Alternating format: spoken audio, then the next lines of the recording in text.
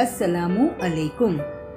बच्चों, अल्लाह की बनाई हुई चीज़ों को कुदरत कहते हैं और कुदरत के लिए हिंदी का शब्द है प्रकृति। तो चलिए आज हम अपनी प्रकृति यह पाठ समझने का प्रयास करते हैं।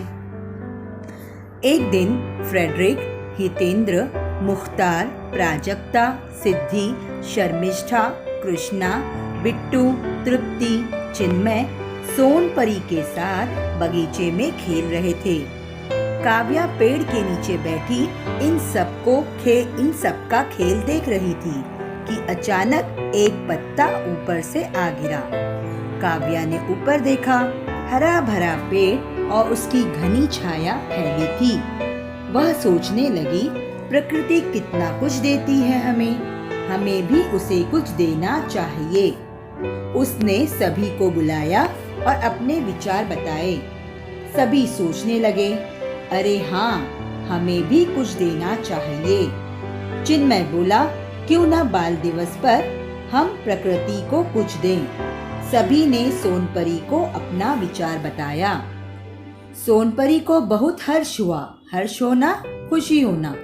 वह सबको अपने साथ लेकर आकाश में उड़ चली। उसने कहा, नेकी और पूछ दोस्तों, तुम जो कुछ प्रकृति को देना चाहते हो उसकी कल्पना करो। मैं तुम्हारी हर कल्पना को सुंदर उपहार में बदल दूंगी। फ्रेडरिक और सिद्धि ने अपने खिलौने आकाश को देने का मन बनाया।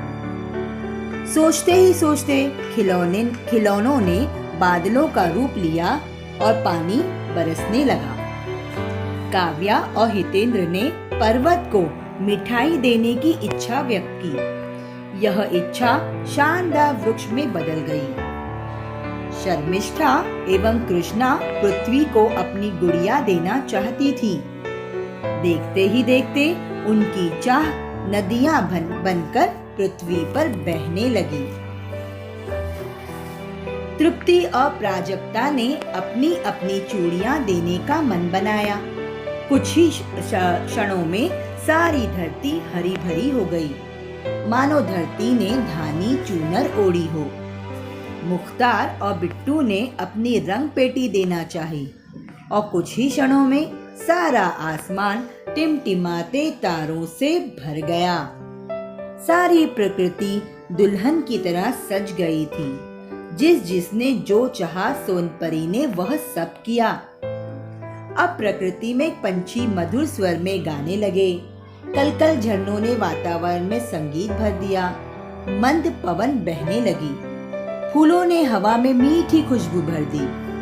बच्चे खुशी से नाचने लगे और परी को धन्यवाद देने लगे कि परी ने सचमुच प्रकृति को अद्भुत बना दिया।